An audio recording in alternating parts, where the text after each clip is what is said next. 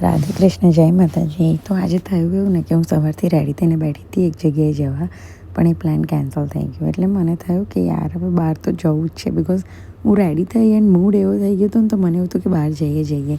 તો મેં હાર્દિકને બી વહેલા ઘરે બોલાયા, એટલે એ ડિલિવરી કરવા ગયા હતા.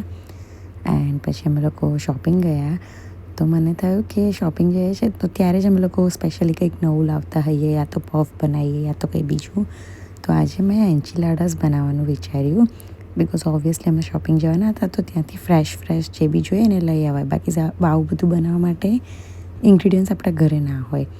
તો આ હું જ્યારે ન્યૂઝીલેન્ડ જોબ કરતી ને ત્યારે મેં આ શીખી હતી બનાવવાનું, જેમાં હું બેક બીન્સ યુઝ કરું એન્ડ ડુંગળી ટામેટાની gravy, tomato ketchup, chilli ketchup અને ગાર્લિક પાવડર ને હર્બ્સ ને એવું નાખું એન્ડ બેક બીન્સ.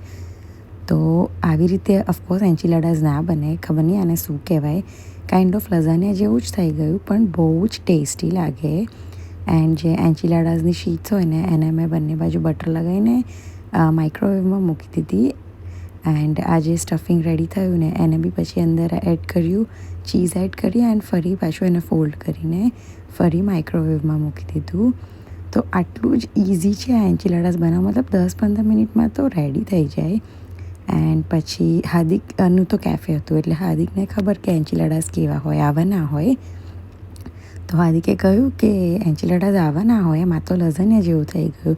તો મેં કીધું હું આવી રીતે જ બનાવતી હતી, તમે આજે ટ્રાય કરો. તો એમને બી બહુ જ ભાયા.